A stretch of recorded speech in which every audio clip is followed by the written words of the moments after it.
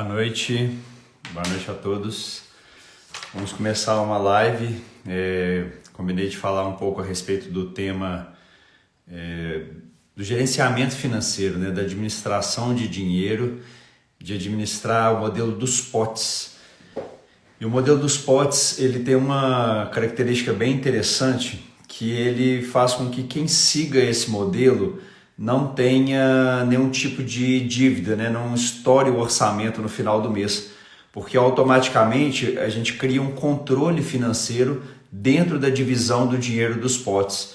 Então ele proporciona, às vezes, pessoas de perfis totalmente diferentes financeiros. Então tem pessoas que são mais poupadoras. Então as pessoas que poupam dinheiro, que são muito ligadas, muito apegadas financeiramente, que têm dificuldade de gastar dinheiro, elas se enquadram dentro desse modelo, desse método dos potes, e também as pessoas que gastam muito dinheiro. Então as pessoas que não têm controle financeiro, que gastam dinheiro mais do que o orçamento, elas também conseguem se enquadrar dentro desse modelo.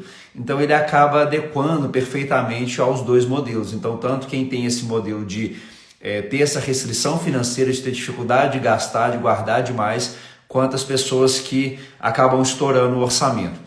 Então dentro disso a gente coloca uma divisão, né? Então a gente pega todo o dinheiro recebido dentro do mês, né? A gente pega o salário, o prolabore, a retirada do lucro ali, o dividendo que a pessoa tiver recebido, e a gente classifica aquela renda, né? Então a gente começa a separar aquele valor que a pessoa recebeu no mês dentro do que a gente chama de potes, né? Na prática a gente acaba fazendo isso às vezes em contas diferentes ou em tipos de investimentos diferentes.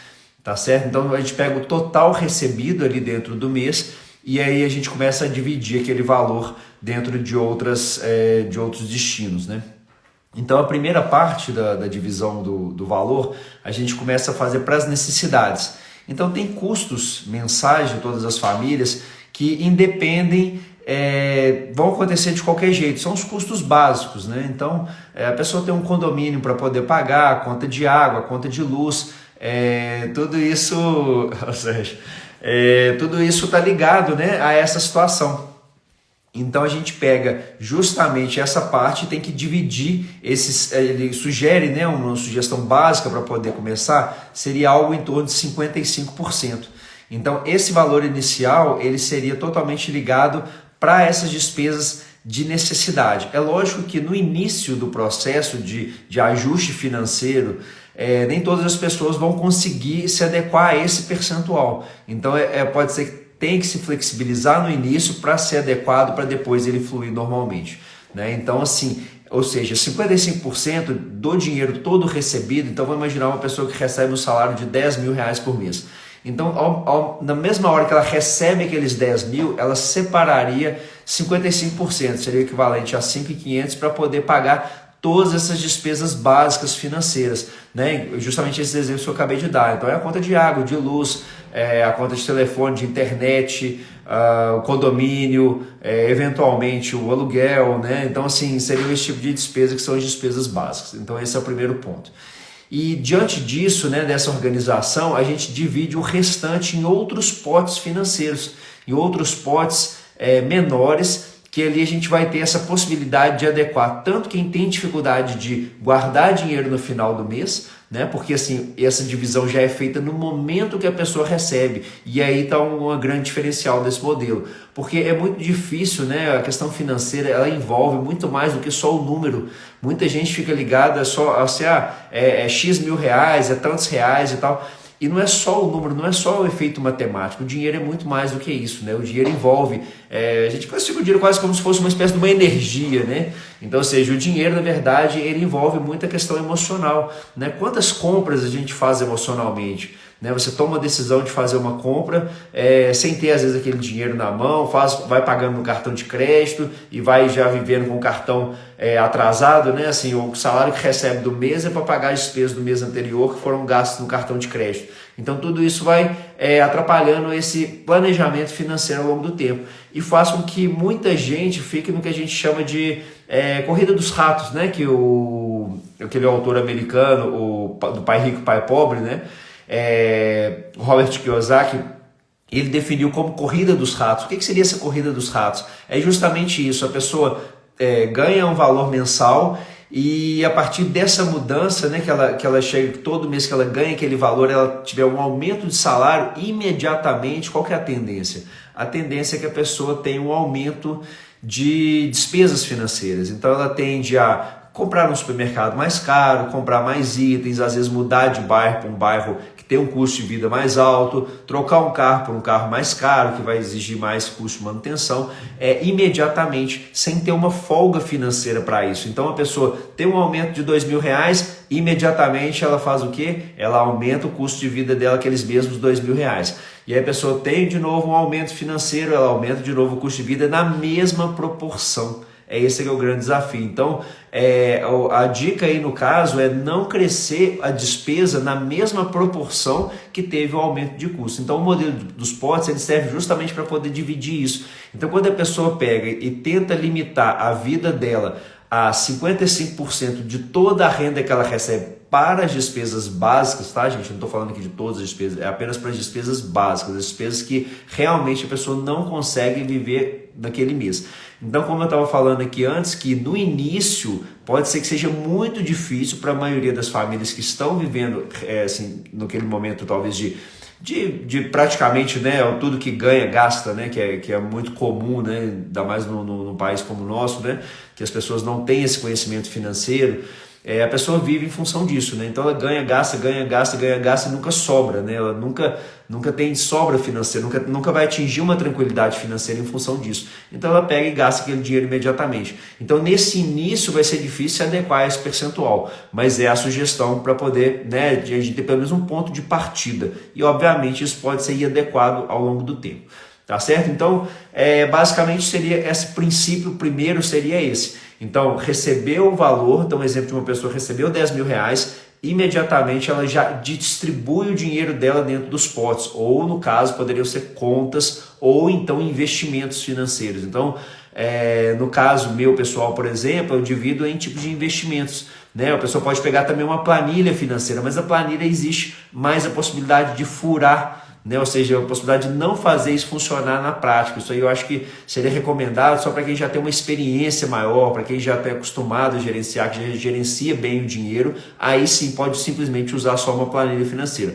Para as pessoas que ainda estão começando o processo, vamos falar assim para os iniciantes que estão pensando na possibilidade de começar a adotar esse método para resolver esse problema financeiro, né? Para resolver, na verdade, o problema da administração do dinheiro, tá certo? Porque assim, o princípio básico de finanças é que a pessoa não pode gastar mais do que ela ganha, né? Então isso é óbvio, isso aí todo mundo está careca de saber. Agora, como fazer isso na prática, né? Que é o grande desafio. Porque assim, coisas para poder gastar dinheiro é o que é mais fácil de achar, né? Gastar dinheiro é super simples, é super tranquilo e tal. Agora, receber o dinheiro num volume bem maior para poder gerar essa sobra financeira é que é o grande desafio. Então, o que seria uma sugestão, por exemplo? Se a pessoa divide em tipos de investimentos, por exemplo, ela coloca num CDB ou numa conta de um banco separado, esse dinheiro aqui eu vou deixar numa conta desse banco para poder usar para as despesas do dia a dia, para essas despesas básicas. Então, ela destina já nesse valor 55%. Ou seja, ela não extrapolando esse limite, ela nunca vai gastar mais do que ela ganha, porque os outros 45% vão ser distribuídos em outros, que a gente chama de potes, né? Nos outros potes. Então, imagine que como se você fosse, porque como o valor é alto, é difícil de pegar isso em dinheiro, né? Mas o modelo foi criado quando era possível fazer isso em dinheiro físico mesmo, né? Então a pessoa pegava os 10.000, colocava lá, por exemplo, 5.500 dentro de um pote, então aquele dinheiro ela separaria para poder pagar essas despesas básicas de sobrevivência, né? O que não tem como mesmo deixar de gastar. E aí o resto do dinheiro a gente começa a distribuir em outros objetivos diferentes. Porque a ideia é justamente essa, é não viver só em função de pagar necessidades básicas, é não só viver em função de pagar a conta. Então a gente começa a abrir outras possibilidades com o restante do percentual dos potes. Então um outro pote que seria bem interessante, que é justamente para a gente poder começar a dividir isso de uma forma melhor, seria o pote das despesas de longo prazo, né, por exemplo. Então assim, o que seria? Seria 10% destinado para se fazer uma despesa maior de longo prazo. Então desses 10 mil que a gente está dando exemplo que a pessoa ganha por mês, né, que ela recebe por mês ali de salário, ela pegaria 10%, que seria o equivalente ali, por exemplo, a R$1.000, e esses R$1.000 ficaria separado num outro CDB, num outro fundo de investimento de liquidez também, de fácil acesso, digamos assim, né? Porque ela faria isso destinado para um investimento de longo prazo, mas que não é um investimento de liberdade financeira. Esse dinheiro é para ela tiver um outro tipo de objetivo. Por exemplo, a pessoa que tem vontade de comprar um imóvel, aí ela quer, né, juntar um dinheiro para dar uma entrada, ela juntaria dentro desse percentual. Ela poderia também juntar uma parte do dinheiro para trocar de carro, por outro, ou uma viagem talvez internacional. Vai variar muito do estágio da vida de cada pessoa, né, do estilo de vida e dos objetivos financeiros, que são coisas totalmente pessoais, né? Uma coisa que às vezes para mim é valor gastar dinheiro, para outras pessoas não é valor, e está tudo certo. Não é esse o objetivo, não é uma regra a esse nível, mas ele deve ser destinado para esse valor, né? Então a gente coloca 10% para esse objetivo de longo prazo. Agora, se realmente for um objetivo de longo prazo, ele pode até eventualmente ser investido em alguma coisa que tem um prazo para se vencer. Então, por exemplo, se eu penso em dar uma entrada no imóvel somente no ano que vem, então eu posso muito bem pegar um investimento com prazo de um ano, e dentro desse investimento com prazo de um ano, aí sim eu faço ali os aportes mensais, digamos assim, né? Todos os meses eu vou colocando naquela aplicação que vai vencer daí um ano, porque sempre que a gente investe dinheiro com prazo para poder resgatar, obviamente os bancos nos pagam uma rentabilidade um pouco maior. Então, se você deixa o dinheiro totalmente disponível para você usar naquele momento, você vai ter uma rentabilidade. Se você pode deixar esse dinheiro aplicado, né, o banco segurar o seu dinheiro ali por 3 meses, 6 meses, 1 ano, às vezes até 2 anos, obviamente você vai ter uma rentabilidade maior, porque ele ganha em cima desse valor seu aplicado, ele tem a previsibilidade que você vai ficar com aquele dinheiro aplicado por aquele período todo. Então essa seria uma vantagem de se aplicar num prazo mais longo. Agora, esse dinheiro não poderia estar de forma nenhuma em renda variável. Não se investe esse dinheiro com esse objetivo no fundo de ações, não se investe em ações diretamente, não poderia investir em fundos imobiliários, nada ligado à renda variável, justamente para evitar a perda, porque a renda variável, para poder ter realmente sucesso, ganhar dinheiro com bolsa de valores, com investimentos, que são os mais rentáveis que existem, né? A gente vai ter o problema do prazo de resgate. Então, se a gente coloca o dinheiro com um prazo curto de resgate, né, vamos classificar que 2 anos é um prazo relativamente curto, tá certo? A gente falando de planejamento financeiro, a gente classifica 2 anos como um prazo curto, né? Esse de curto indo para médio prazo, tá certo? Não podemos nunca classificar 2 anos como longo prazo, isso aí não tem nada a ver, né? Para efeito de classificação de investimentos financeiros. Então a gente colocaria esse dinheiro para investimentos, a gente chama de despesas de longo prazo, vamos falar assim, que seria um objetivo maior, tá certo? Então a gente colocaria isso numa renda fixa para esse tipo de objetivo. Então o exemplo que eu dei, exemplo de um imóvel, de um carro, de uma viagem internacional, de uma viagem mais cara, enfim, vários outros objetivos. A pessoa quer pagar um MBA à vista, a pessoa ainda está estudando na faculdade, quando formar já quer pagar um MBA, eu não sei. Cada pessoa vai ter um objetivo específico para aquele dinheiro de longo prazo, tá certo? Então ele seria mais ou menos 10% para esse valor ali. E aí, além disso, então, nesse montante a gente já separou, então, 55% para as despesas básicas, tá? Essas despesas que a gente não consegue passar o mês sem elas, tá? De forma nenhuma. Então, esse seria o básico do básico. E aí, mais 10% para essa despesa de longo prazo. Depois disso, a gente teria mais 10% do que a gente chama de despesa para educação. E aí, eu acho que talvez esteja uma das principais chaves desse modelo financeiro. Por quê?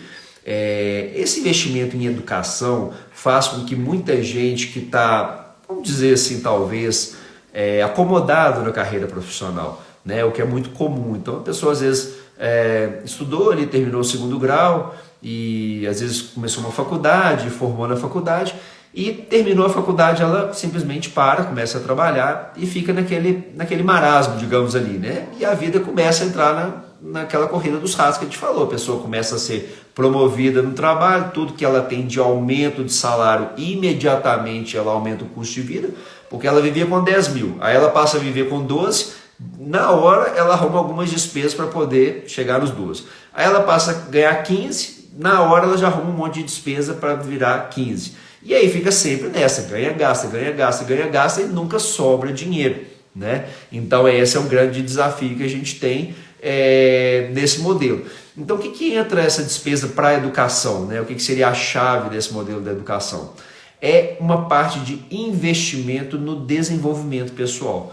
Tá? Então, o que pode fazer uma pessoa, né, o modelo que eu acredito que a pessoa pode ganhar mais dinheiro é uma forma dela aprender a se desenvolver mais para ela conseguir aumentar a renda dela. Esse desenvolver pode ser para um empresário, ele aprender a gerenciar melhor a sua empresa, aprender ferramentas que possam levar a empresa dele para um outro nível, para ele faturar mais, para ele lucrar mais, maneiras dele administrar melhor, para ele gerir pessoas, para ele abrir a mente dele, contratar profissionais estratégicos que possam ajudá-lo a desenvolver. Então ele vai contratar uma pessoa fera de RH, né? Estou até vendo a Aline daqui acompanhando, né? A Aline é uma pessoa fera de RH, que entende tudo, que ajuda a potencializar pessoas para poder gerar mais resultado naquela empresa. Então é fundamental destinar esse dinheiro para poder aprender a como fazer isso, né? Justamente o comentário, né? Que a educação é o melhor investimento, é sem dúvida o que vai gerar mais renda. Nenhum outro investimento pode fazer com que cresça tanto a renda da pessoa. Então, quando esse modelo te obriga, vou falar assim, né? Porque se você colocar lá, você vai seguir, se você seguir o modelo, você vai destinar, por exemplo, no caso da pessoa que ganha 10 mil, ela vai destinar R$1.000 obrigatoriamente para poder investir nela, no crescimento dela, e aí é a diferencial, né? Então, assim, tá comentando que tá mais do que isso, né? A pessoa que puder investir mais do que isso, talvez ela vai, né? Eu acredito que ela vai ter um desenvolvimento ainda mais rápido, né? É possível que sim. E isso também, igual eu falei, pequenos ajustes, né? Depende da fase que a pessoa tá. Então a pessoa às vezes terminou a faculdade e está fazendo um MBA caro, e aí vai ser mesmo mais do que 10% eventualmente. Mas na média a sugestão poderia ser algo em torno de 10%. Ou pelo menos obriga a pessoa a fazer o mínimo, né, gente? Então esse que é o grande desafio, porque muita gente não gasta absolutamente nada. A pessoa, quantas pessoas que tem um ano que não abre um livro sequer? Né? No último ano a pessoa não pegou um livro.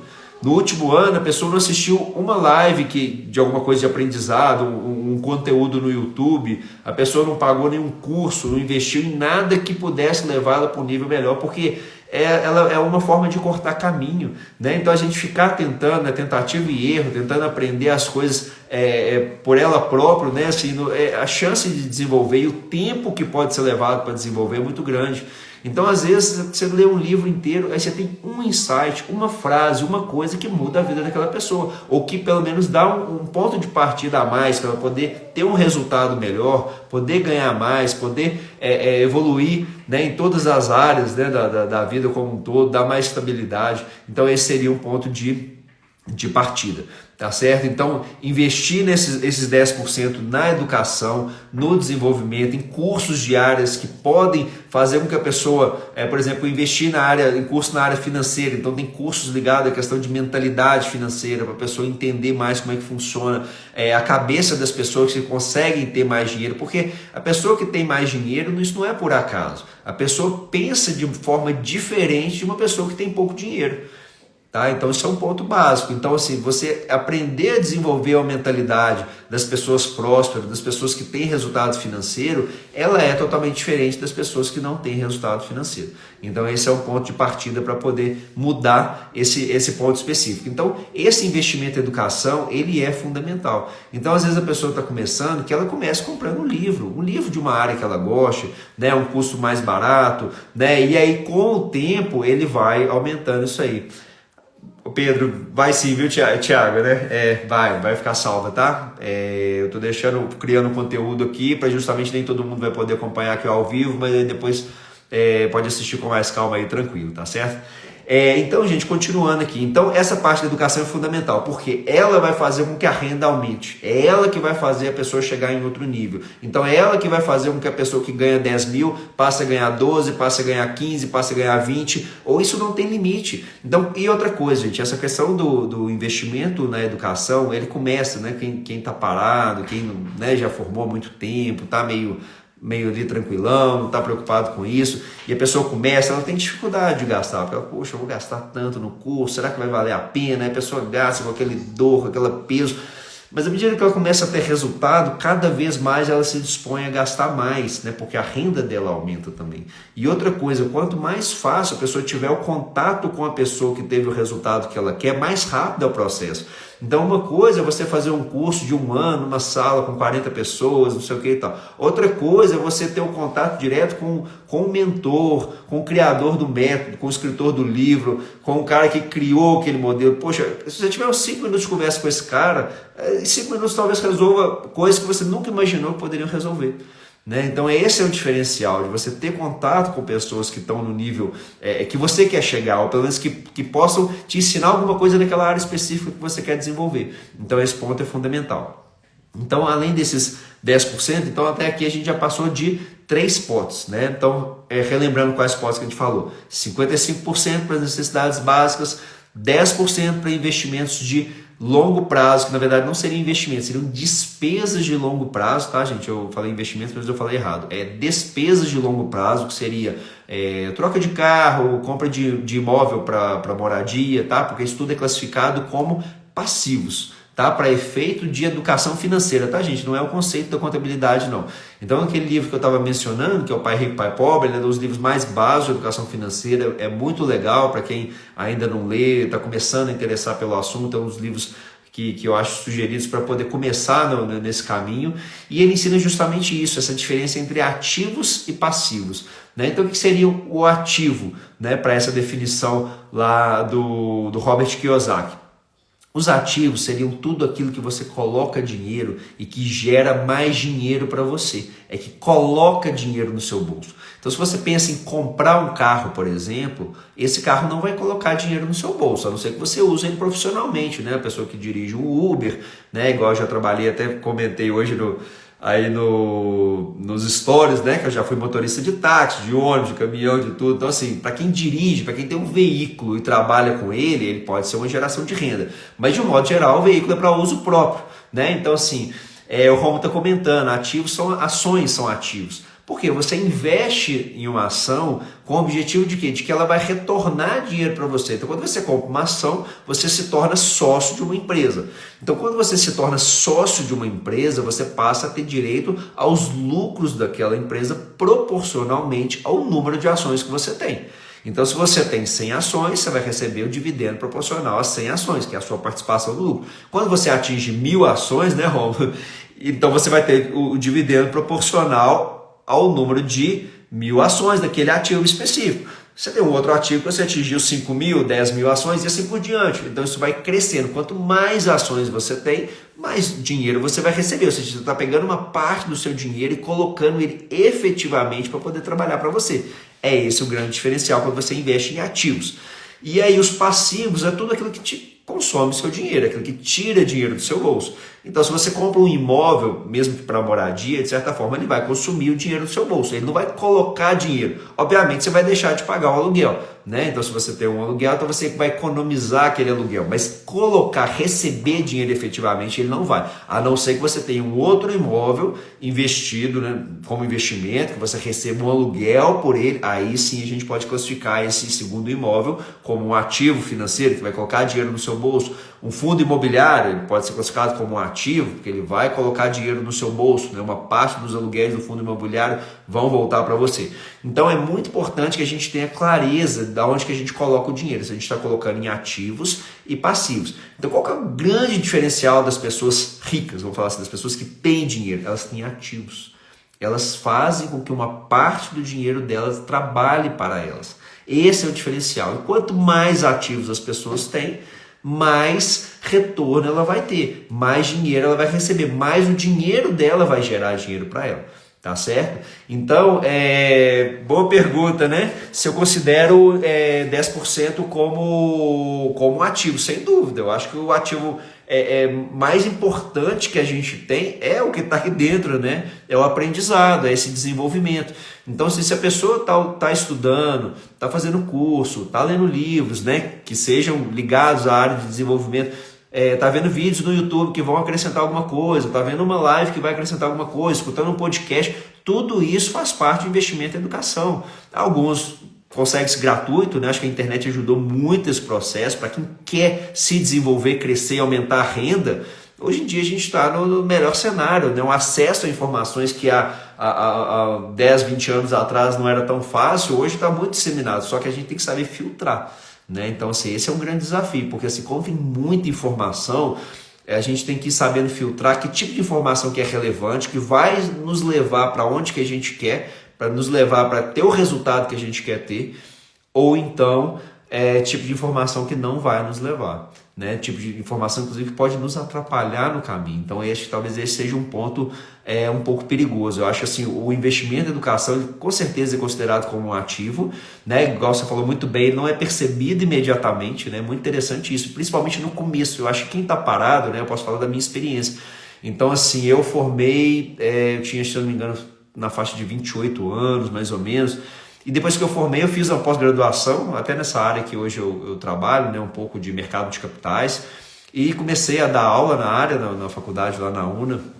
Dei aula há 6 anos, né, ensinando alunos a investir no mercado financeiro e tal, mas assim, era uma matéria básica de faculdade, né, assim, não tinha como aprofundar muito, porque a gente tinha um conteúdo programático que tinha que seguir ali e tudo, e fiquei esse tempo parado. Então, tipo assim, eu formei, fiz a pós-graduação 6 meses depois, e depois não fiz mais nada, né? Então assim, era lógico que quando a gente está lecionando uma matéria numa faculdade, a gente acaba aprendendo alguma coisa, porque você tem contato com o aluno o tempo todo, eles te trazem experiência, eles te tiram dúvidas com você é obrigado a pesquisar sobre aquele assunto, para você poder saber falar com mais propriedade e tudo, mas não considero aquilo como realmente uma educação. Eu não fiz um investimento em educação. E o que aconteceu com a minha vida automaticamente? A minha vida parou de crescer. Então, eu comecei a não ter mais resultado, ou seja, eu tinha um resultado estável, eu estabilizei. Então, assim, eu trabalhava durante o dia no órgão público e à noite eu dava aula, e tinha aquela renda limitada. E aí eu comecei a pensar na possibilidade de ter mais. Eu falei, poxa vida, tá bom a renda, eu conseguia manter o básico ali, o aluguel, né? Eu morava de aluguel, ali um final de semana, saía, comida e tal, beleza, funcionava. Mas se a pessoa quer mais, se a pessoa quer crescer, ela tem que investir nisso aí, né? Ela tem que investir na educação. Tá certo? Então esse é o básico. Então aí a gente já falou desses 10% para esses objetivos, as despesas de longo prazo, né, já estão incluídas aí, 55% a gente falou que vai ficar para necessidade básica, e agora a gente vai colocar mais 10%, que aí já começa a entrar uma coisa bem interessante, que é justamente ligado ao que a gente acabou de falar, que é a parte de investir diretamente em ativo. Esse ativo a gente não vai classificar a questão da educação. Então a educação tem 10% da educação, que eu acredito que seja realmente o melhor ativo, é o que mais vai dar resultado, né? É o que vai potencializar o ganho. Porque assim, é muito interessante, se vocês observarem, a gente vê lá, né? Eu já fiz aquele curso do Barsi, né? É um curso caro, 3 mil e poucos reais que eu paguei na época, que é dos dividendos, é um curso muito bacana. Gostei muito do conteúdo, agregou, ajudou a aprimorar, né? A melhorar a minha técnica de seleção de ações, de investimentos de longo prazo e tudo. Só que ele tem uma limitação que eu acho que muita gente não vê esse outro lado, que é justamente essa possibilidade desse investimento em educação fazer com que aumente a renda. Então tem pessoas que querem ter liberdade financeira investindo R$100 por mês. Né? Assim, é um processo muito difícil. Pensa só, se você coloca R$100 por mês no investimento, quantos anos você vai levar para ter um resultado significativo com o dividendo? Porque quando vem o dividendo, cai lá 50 centavos, lá, R$1, não sei o quê. Então, assim, esse começo é muito pesado. Se a pessoa não foca em aumentar a renda, em melhorar, né? Se a pessoa é empresária, ela fazer cursos ligados à empresa dela, como ela pode contratar pessoas que possam potencializar o negócio, como ela possa investir em marketing para poder vender mais, a crescer, a abrir uma filial em outra cidade, ou expandir o negócio dela de forma online, melhorar os canais de venda, etc. Então, você tem vários caminhos para os profissionais poderem desenvolver. As pessoas às vezes ficam fechadas só naquele ponto ali. Então, a pessoa fica só focada em guardar R$100 por mês para poder investir e se limita naquilo ali, não foca em expandir a renda, né? Então esse é um grande diferencial. Então a gente está falando aqui agora de 10% a gente vai destinar para a liberdade financeira. Então 10% a gente vai investir em ativos. Ativos que, como eu acabei de falar, vão colocar dinheiro no bolso da gente. Então esses ativos é que vão nos proporcionar essa liberdade financeira. Esses ativos que vão nos proporcionar que a gente possa, em algum momento, decidir quanto a gente quer trabalhar, se a gente quer reduzir o nosso volume de trabalho. Isso se aplica muito a profissionais liberais, a empresários principalmente, né? Profissionais liberais de modo geral, que têm a renda oscilante, Então a pessoa é um dentista, né? A pessoa ela é um médico, né? Isso tudo limita, porque se ela é um médico, que ela tem lá um consultório particular, o dentista, né? O psicólogo, enfim, que ela recebe por consulta, por exemplo, né? Então, ou seja, como que ele vai aumentar o rendimento dele? Então ele vai ser um médico mais, um dentista mais renomado, um psicólogo mais conhecido, que ele vai conseguir cobrar mais pela consulta. Isso é um ponto, que é o que está ligado à educação. Agora, se ele não se preocupar em ter algum ativo que gere renda para ele, ele vai viver sempre naquela tensão. Por quê? Qualquer coisa que acontecer na vida profissional dela, ela parou de trabalhar um tempo, ela perde a renda. Ela tira férias, ela perde a renda. Então ela tem que trabalhar durante o período mais forte para ela conseguir criar uma reserva para poder não ficar sem renda, para ela poder tirar ali uma semana, 15 dias de férias. Então assim, eu vejo muito empresário, muito profissional liberal, que eles acabam se tornando meio que quase que escravos às vezes do trabalho deles, porque eles ficam naquela dependência. Então muitos deles têm um custo de vida muito alto, né? Vivem, vamos falar assim, uma qualidade de vida, digamos, boa, né? Moram em lugares bacanas e bairros chiques, carros caros, frequentam restaurantes caros, enfim, mas isso tudo ele não tem reserva nenhuma, então ele ganha, ganha bem, gasta bem. Então eu conheço médico que ganha 50 mil por mês, mas ele torra os 50, né? Ele não sobra nem um centavo para ele poder investir. Então, assim, é um cenário complicado, né? Então, exatamente, né? A Aline está comentando bem que o empresário vira um empregado da própria empresa, né? Esse é um grande desafio justamente do empresário sair um pouco desse processo, para ele poder se permitir também tirar férias, para ele que crie o modelo das coisas rodarem normalmente, né? Isso funciona para todo mundo. Então, à medida que você começa a investir em ativos financeiros que vão trabalhar para você, aí esse modelo muda. Então, qual que é um princípio importante desses 10%, que a gente chama de 10% destinado ao pote da liberdade financeira? É onde você vai colocar uma parte do seu dinheiro todos os meses, na hora que você recebe. Então isso aí já vai te dar a constância, né? Muitas pessoas não têm disciplina. Coloca o dinheiro, aplica o dinheiro um mês, no outro mês aperta o negócio, para lá, aí volta no outro mês e para de novo. Cada mês ela vai e volta e não tem aquele ciclo. Um mês ela consegue colocar muito dinheiro, no outro mês ela fica lá 3, 4 meses sem colocar nada, e não tem resultado nenhum. Então se a pessoa, na hora que ela recebe o dinheiro, como eu falei no começo, ela já destina para os potes, pronto, aí o modelo começa a andar sozinho. Então, assim, é fácil fazer isso na prática? Não, né? Agora, qual que é o difícil? Né? O difícil o que é melhor? É você destinar isso e ter tranquilidade financeira daqui a um tempo? Ou você viver, porque a pessoa acha muitas vezes que a organização financeira vai tirar a liberdade dela, mas é justamente o contrário. Porque justamente quando a pessoa se organiza financeiramente, ela sabe quanto que ela pode gastar e ela vai ter um valor que ela pode gastar livremente. Né? Então esse é o grande desafio. Então se a pessoa segue essa disciplina, automaticamente ela controla o limite financeiro dela, ela investe no futuro dela ao mesmo tempo, né? Então isso aí atinge muito aquele modelo que eu falei lá do começo. Então as pessoas que são muito ligadas a ter que guardar dinheiro, ela vai continuar seguindo esse modelo. Então tem gente que é muito segura financeiramente, tem gente que sempre guarda, tem dificuldade de gastar, né? Então essas pessoas, elas vão ser atendidas por esse modelo também, porque ela já vai ter o dinheiro que ela se obriga a gastar todo mês, a guardar todo mês. Só que esse dinheiro que ela guarda todo mês, ele é limitado também, porque ela precisa continuar vivendo, né? Então esse é um grande desafio, porque tem pessoas que a gente fala assim, muito avarentas, né? Que conta ali os centavos para tudo. Meu Deus, não posso gastar, não posso sair, não posso fazer nada, eu tenho que guardar dinheiro, eu tenho que investir dinheiro, eu tenho que guardar. A pessoa entra nessa paranoia, né? Eu posso falar isso um pouco até por mim, porque eu já fui um pouco assim, né? Então, assim, eu fui criado numa família que a poupança era muito importante. Minha avó só investia, guardava dinheiro da poupança, da caderneta de poupança, literalmente. E naquele ambiente que eu fui criado, assim, sempre tinha que guardar dinheiro e não podia usufruir do dinheiro, né? Então, isso é um grande dificultador. Então, esse modelo vem solucionar isso. Porque ela vai guardar o dinheiro, mas ela vai guardar um percentual limitado. A gente colocou combinando aqui que, por exemplo, são 10%, tá certo? Para esse objetivo de longo prazo. Pode ser que em algum momento, quando a pessoa já tem uma renda maior, o que vai acontecer naturalmente? A despesa, a necessidade básica de 55 vai cair, vai sobrar mais dinheiro para ela investir para acelerar esse processo. Mas no início, não, né? No início vai ser difícil adequar esse 55% para isso funcionar redondo. E aí ela se obriga a colocar 10% nesse pote de liberdade financeira que vai ser investido em ativos que vão te gerar renda. Isso é importante também. Então, se a pessoa, na hora de escolher esses ativos, ela tem que saber escolher. Até fiz um post essa semana passada, mostrando um exemplo de um tio, né, um conhecido que tem muito patrimônio, mas esse patrimônio dele não gera renda. E isso, numa certa idade, não gera tranquilidade financeira. O que adianta a pessoa ter um patrimônio gigante que, na hora que ela precisa de algum complemento financeiro, ela tem que começar a desfazer de um patrimônio que não é fácil, que não é líquido. Então, ele tem imóveis lá que valem lá 2, 3 milhões que estão à venda há mais de ano e não consegue vender, porque é um imóvel que hoje já está ultrapassado, que é um imóvel que foi construído há mais de 40 anos atrás. E esse imóvel, quando foi construído, ele era uma vaga para o garagem, porque as famílias de 40 anos atrás tinham no máximo um carro, era um imóvel de 4 quartos com um carro.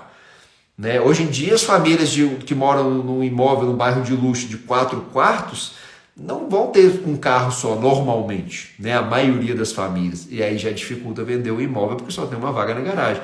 Então, assim, o que adianta ter...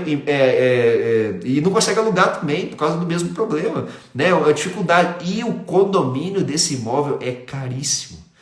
Né? O condomínio é caríssimo, eu não sei se é 3 ou quase 4 mil reais por mês de condomínio. Então, às vezes, fica um ano lá, não sei quanto tempo está parado sem alugar, é todo mês lá mais ou menos 3 mil reais de condomínio naquele imóvel.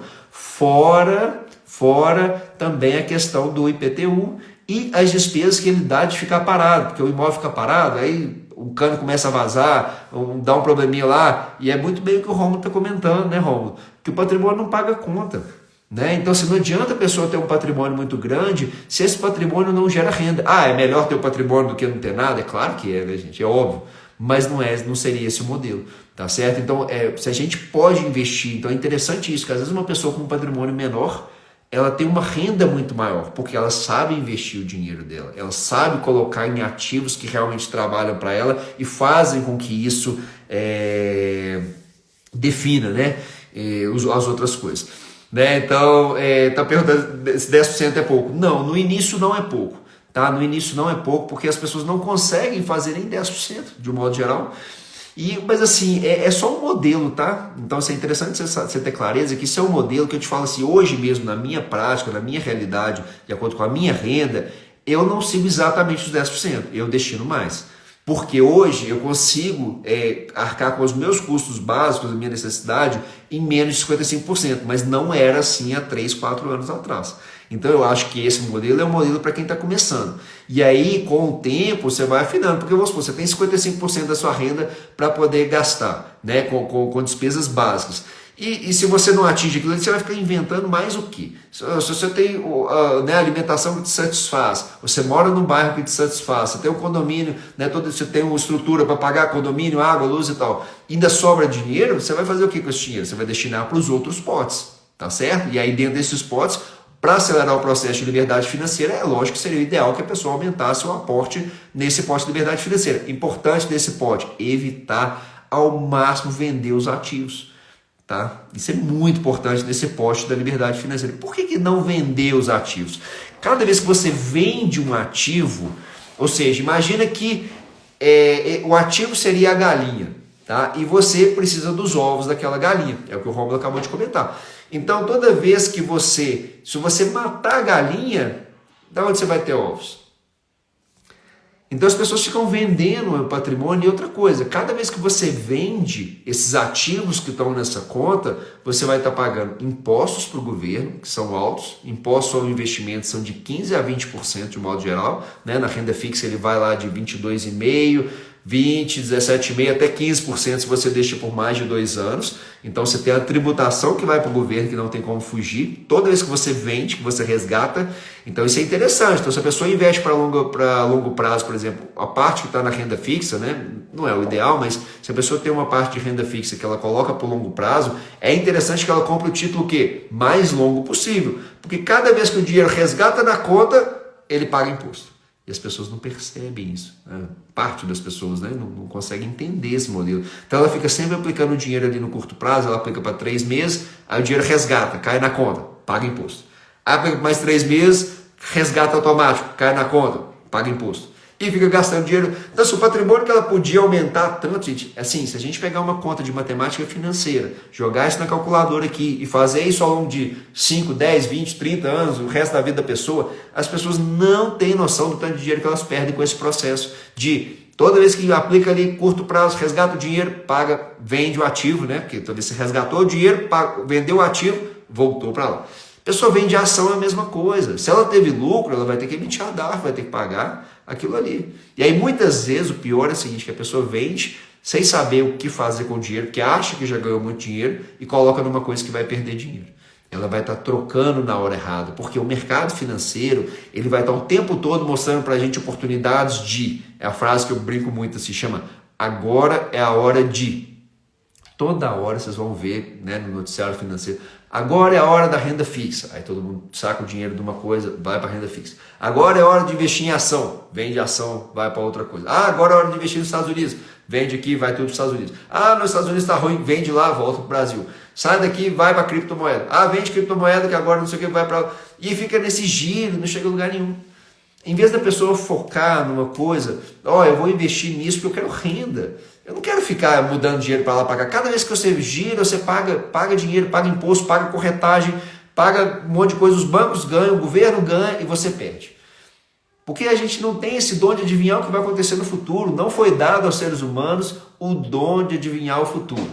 Então você estuda, faz uma análise, imagina que tal cenário deve acontecer a longo prazo. É certeza que esse cenário vai se confirmar?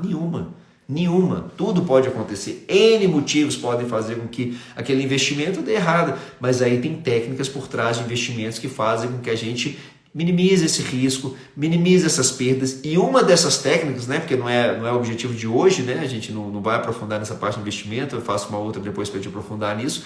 Mas uma das técnicas mais importantes para ter a consistência de resultado no mercado financeiro na parte de investimento em ativos, né, que são esses ativos que vão colocar dinheiro mensalmente no seu bolso, é não ficar vendendo. É escolher os ativos bem escolhidos e quando o ativo tiver algum problema, você simplesmente para de ficar comprando aquele ativo, para de comprar, para de colocar dinheiro na coisa que, né, a gente fala de salgar carne podre, né? Então você vai continuar ali salgando um negócio que não vai te dar. Não, aquele ali você para por um tempo, espera para ver, porque o curto prazo você também não consegue avaliar se aquilo ali ficou ruim mesmo não. Porque às vezes é uma notícia que é muito ruim a princípio, mas pode ser uma oportunidade. Aquela notícia às vezes atrapalhou aquele investimento, mas depois vai ser uma coisa boa, aquela empresa vai conseguir aproveitar daquilo ali para poder dar a volta por cima e ganhar dinheiro com aquilo, tá certo? Então, esse ativo então. Então, continuando, a gente está falando então do porte de liberdade financeira. Ficou tranquilo então, gente? Alguma dúvida? Então, nós vamos colocar então, pelo menos, né, o ideal pelo modelo seria 10% para a liberdade financeira, para comprar ativos que vão gerar dinheiro e que vão colocar dinheiro no nosso bolso quando a gente precisar. Então, principalmente para quem é profissional liberal, sem dúvida, advogado, médico, dentista, psicólogo, enfim, todas as áreas de profissionais liberais que só ganham dinheiro efetivamente na hora que eles estão trabalhando, então eles precisam mesmo ter essa estabilidade, então essa renda passiva, né, essa renda que vai estar dos ativos que vão estar gerando para ela, que vão gerar essa tranquilidade financeira. Né? Porque a pessoa tem uma segurança, porque esse mês eu vou trabalhar menos porque eu vou tirar umas férias, mas eu tenho uma renda ali que pode me complementar, eu posso pegar aqueles dividendos que eu estou recebendo ali daquelas ações e posso completar a minha renda, posso usar para poder gastar nessa viagem, enfim, para qualquer objetivo que a pessoa quiser. Ela vai gerando essa tranquilidade financeira com esses ativos, tá certo? E outra coisa também, gente, são ativos líquidos. Em último caso, acontecer alguma coisa que não sei o que a pessoa precisa vender aquilo, pode ser vendido, mas não deve ser esse o objetivo. Tá? Porque se você vendeu é o negócio da galinha. Então, se você matou a galinha e você precisa dos ovos, como é que você vai ter os ovos? Você vai ter que ter outra galinha. Então, você vai ter que comprar outro ativo para poder te dar os ovos, para você viver dos ovos.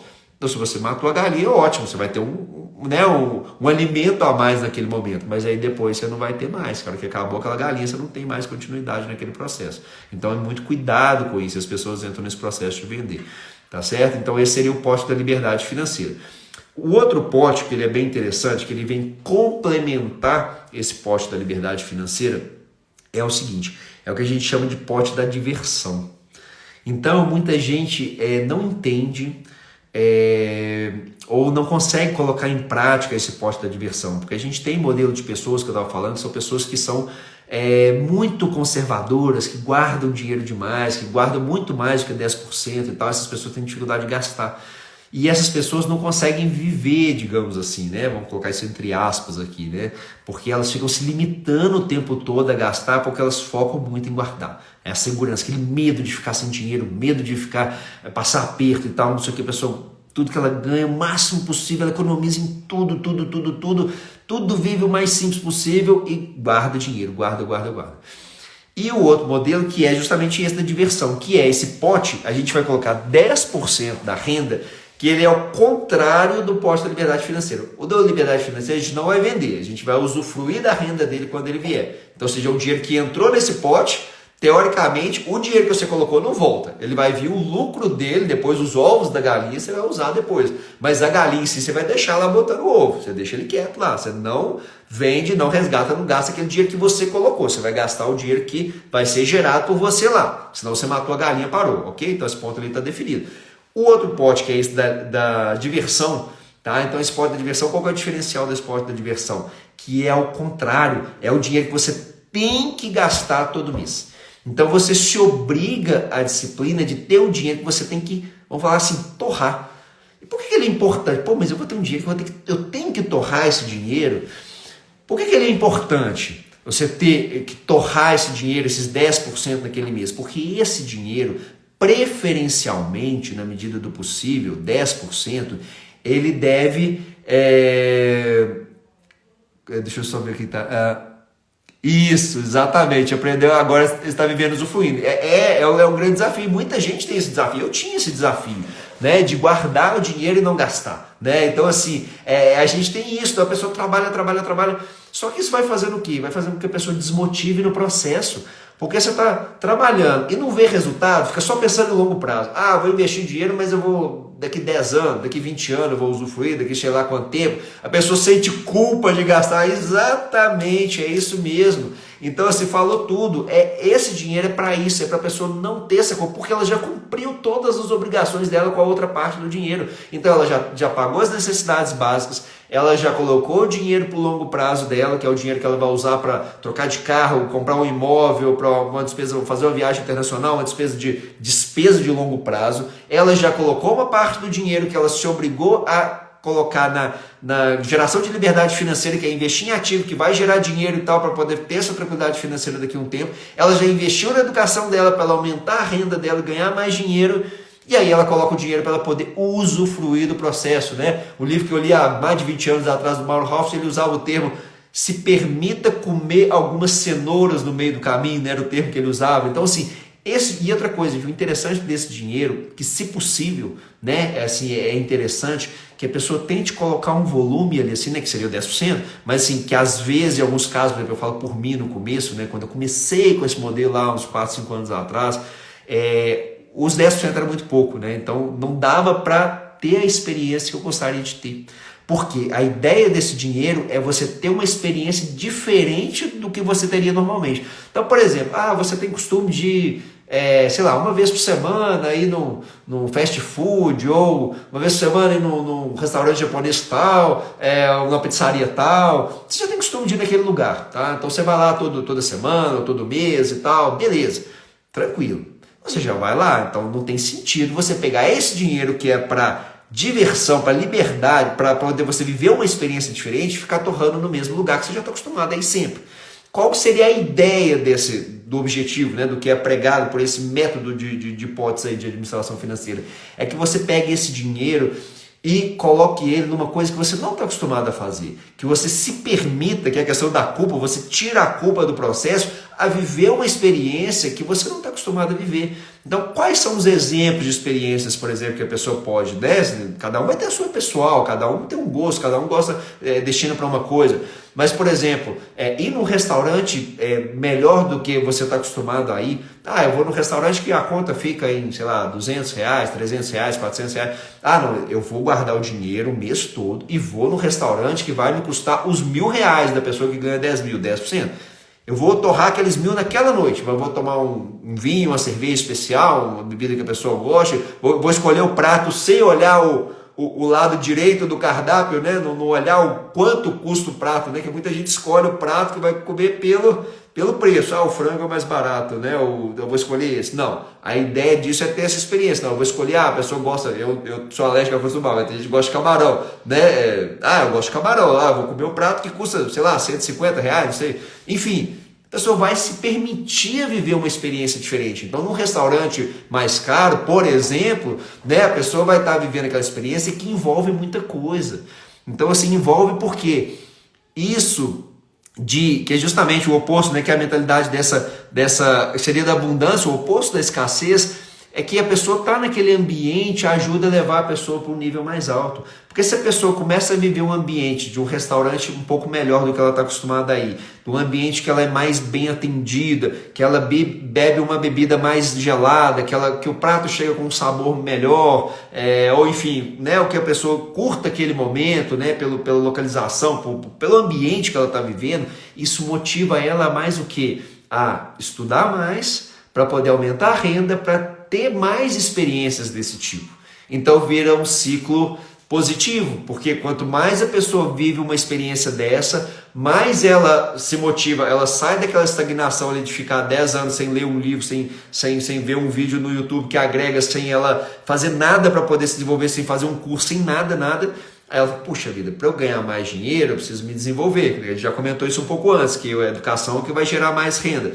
Então eu vou trabalhar para poder melhorar profissionalmente, para eu ganhar mais dinheiro, para poder viver mais esse tipo de experiência. Então essa experiência que eu vivia a cada 3 meses, por exemplo, num restaurante mais caro, quem sabe eu não posso ir talvez todo mês, quem sabe uma época toda semana, não sei, isso é pessoal. O restaurante é um exemplo. A pessoa pode escolher um hotel, passar um final de semana num hotel melhor, num hotel de luxo numa cidade vizinha, enfim, alguma experiência tem também uma sugestão, até no livro do Segredos da Mente Milionária, que é a pessoa que gosta, né, de carro, por exemplo, ela pode alugar um carro diferente na locadora e passar um final de semana com o carro dos sonhos dela. Ela tem um carro, a pessoa gosta de Mercedes, aí na locadora tem lá um C180 para alugar, a pessoa vai gastar, é caro, mas ela vai proporcionar uma experiência, é o dinheiro para torrar, porque isso faz com que isso levante, né, a pessoa. E estou vendo aqui uma dúvida bem pertinente, né, que é a questão da renda do casal. No caso, o que eu já vi, assim, alguns cursos que eu já fiz a respeito de finanças para casais, que é bem interessante, que é um modelo que talvez funcione melhor. Eu sinceramente eu acho que o modelo de divisão de dinheiro não é muito produtivo, porque naturalmente são muitas coisas, igual eu falei, dinheiro ele é muito mais do que números, né? Ele envolve muita coisa emocional, inconsciente, que o casal começa o que? Meio que cada um puxar para um lado, né? Porque cada um tem a sua renda, cada um gasta o seu dinheiro e cada um vive meio a sua vida e eles não trabalham juntos, porque eu acho que a ideia do casal muito é potencializar esse crescimento e aí isso aí vai ajudar bastante, né? Então ele muda um pouquinho. Eu acho que isso aí eu vou deixar para a gente ter um momento da gente fazer uma live mais específica disso, que aí ele envolve o que? Diminuir um pouquinho essa divisão dos percentuais e cada um tem uma parte do dinheiro para si próprio. Vou deixar esse assunto para a gente continuar, eu não faço um outro vídeo, uma coisa para explicar, porque acho que o tempo da live aqui não vai dar para poder aprofundar aqui. Mas a base do modelo dos potes, ele se aplica. O que a gente mudaria seria o percentual, tá certo? Então, gente, ficou claro essa parte? Então a gente tem que ter 10%, que aquele dinheiro a gente tem que esvaziar dentro do mês, se possível. Tá certo? Em algumas exceções, se você tem um sonho maior, que você vai precisar de juntar 3 meses para ter aquela experiência que você talvez nunca pensou que um dia você poderia viver na sua vida, que junte 3 meses. Tá? Então, esse modelo também, gente, não é engessado. Você pode ir adaptando ele para funcionar melhor para o desejo pessoal de cada pessoa. Mas é interessante demais ter um dinheiro que você vai gastar mesmo e esse dinheiro você vai colocar ele para um objetivo que você vai curtir aquilo ali e acabou. Tá certo? Então, não vai ter aquilo mais ali. E por último, ele sugere aqui 5%, é o modelo. Se a gente entrar com relação à questão de religião, aí a gente tem a questão dos 10%, que seria o dízimo, tá certo? Então a gente mudaria um pouquinho o percentual da necessidade, tiraria 5% lá e jogaria para esse, que é a obrigatoriedade de você ter uma parte para doação, tá certo? Então 10%, ou no caso desse modelo específico seria 5%, que é o que sobrou, tá certo? Esse dinheiro ele tem que ser usado para poder ajudar outras pessoas, porque entra justamente no reforço, né, do que acabaram de comentar da mentalidade de escassez. Seria o contrário, é para a mentalidade de abundância, porque quando você doa uma parte do seu dinheiro, que o sugerido pelo modelo é 5%, você está trabalhando na sua cabeça que você tem dinheiro mais do que o suficiente para poder viver. E a partir disso, aquilo ali te auxilia a o quê? A ter essa tranquilidade financeira, porque eu falei que o dinheiro não é só o número que está lá. Tá certo? Então, justamente a pessoa que ajuda as outras pessoas, então você tem uma parte do seu dinheiro que você se obriga, entre aspas, a ajudar outras pessoas. E aí você ajuda o projeto que você... Né, uma coisa que eu gosto muito de fazer, uma parte, né? Então eu tenho lá o meu percentual, que eu faço doação, então eu ajudo uma instituição que é do meu sogro, né? Então ele tem um projeto lá no norte de Minas que ele doa cesta básica. E ele tem também uma casa de acolhimento a crianças do câncer, então a maior parte vai para esse projeto. Então todos os meses eu disciplino lá, já está agendado lá no meu aplicativo a mandar uma parte lá para ele. E eu deixo uma partezinha que eu acho interessante, algumas pessoas podem fazer essa experiência, de deixar para ajudar pessoas próximas, digamos assim. O que seriam essas pessoas próximas, né? É a questão da gorjeta, é a questão da... Eu falo, que eu estava falando com vocês, não é mentira, né? Eu não tenho foto para provar isso, mas eu vou ter alguma coisa, uma hora eu vou postar.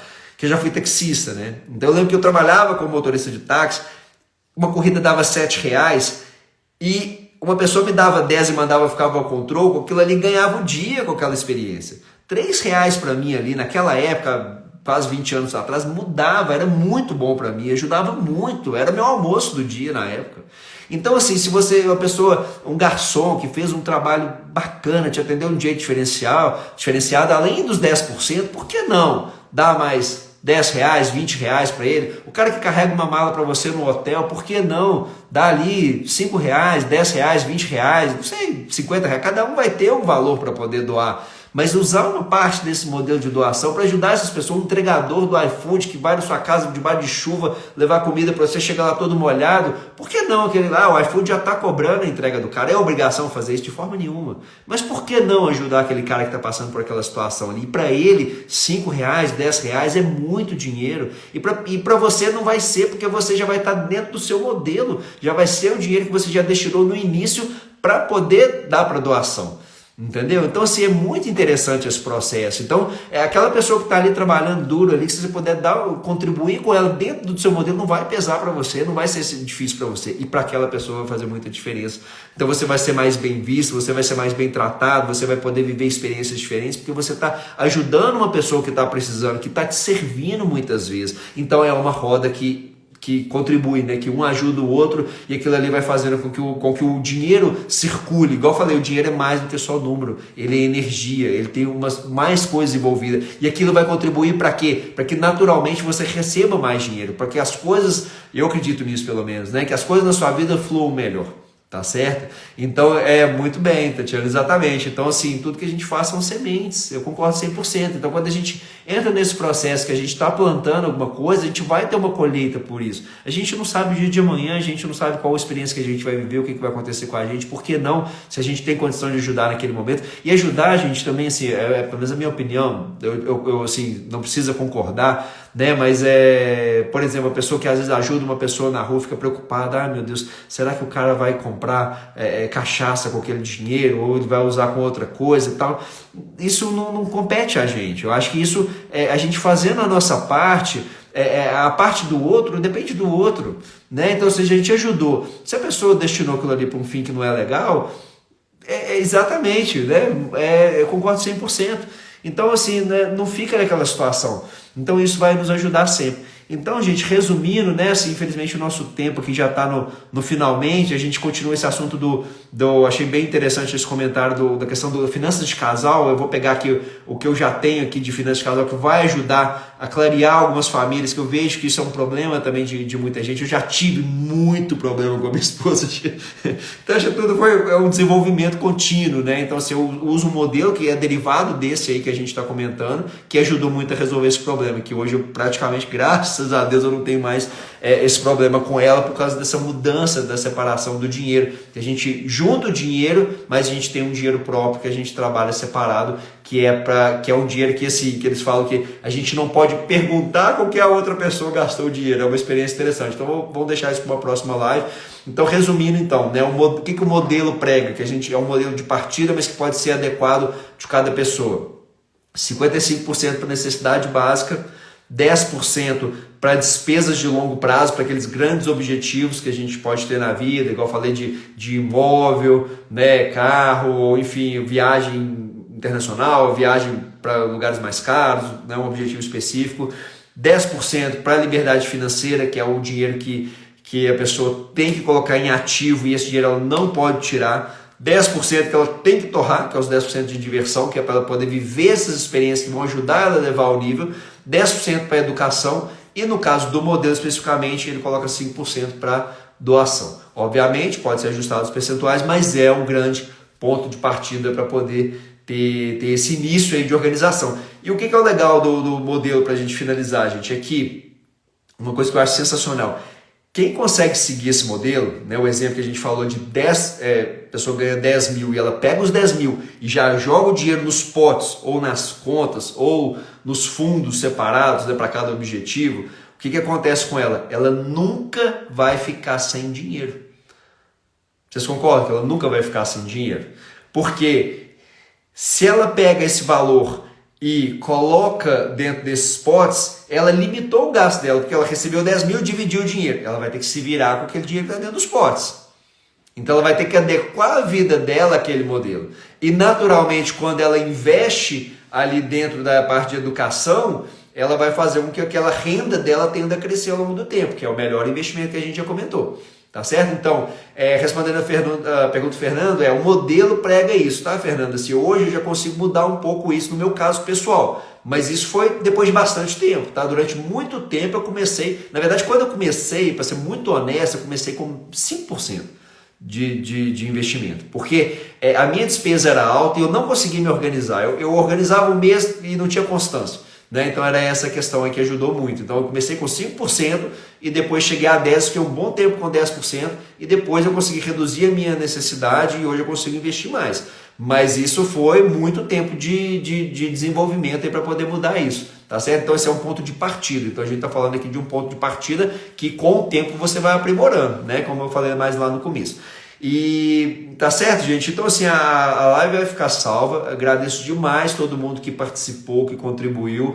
Obrigado mesmo pela força, né? A ideia desse canal que a gente está criando mesmo um caminho para poder estar ajudando as pessoas de várias formas, né? Eu vou deixar lá depois uma caixinha de perguntas de sugestões, aceito aí todo tipo de sugestão, de crítica também para a gente poder melhorar, para poder estar desenvolvendo, tá? E a gente quer passar mesmo um conteúdo assim, um pouco dessa experiência, né? Eu tenho quase 20 anos nessa área de educação financeira, de mercado financeiro, de investimentos, e quero mesmo poder estar ajudando, né, o maior número de pessoas possível. Então, se você tiver alguém que tem interesse nesse conteúdo, manda para a pessoa curtir, né, a live, a pessoa seguir também, para a pessoa ver a live. Às vezes pode ajudar outras pessoas que têm dificuldade de gerenciar o dinheiro.